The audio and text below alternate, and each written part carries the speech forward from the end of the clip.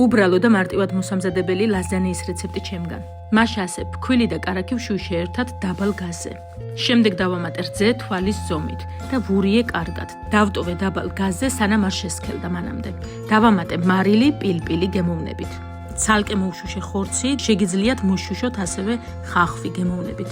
დავამატე ტომატ პასტა და ვშუშე დაბალ გაზზე ასევე. მანამდე კი ბეშამელის соуსი უკვე კარგად შესქელდა და მზად არის გამოყენებისთვის. ეს ფარში შეგიძლიათ შეანელოთ თქვენი გემოვნებით, დაამატოთ ნიორი, სუნელები რაც გნებავთ, პილპილი, მარილი, თქვენ გემოვნებაზეა დამოკიდებული და უკვე მზად არის გამოსაყენებლად.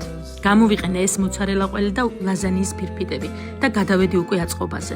ასაწყობად გამოვიყენე ეს სინი და დავიწყე ფენა-ფენა რიგისობის მიხედვით აწყობა. ძირზე დავასხი ბეშამელის соуსი, შემდეგ დავალაგე ფირფიტები, მოვაყარე ფარში შეზავებული და ბოლოს ყველი. ეს ფენები გავიმეორე ბოლომდე, სადამდეც მეყო მასალა.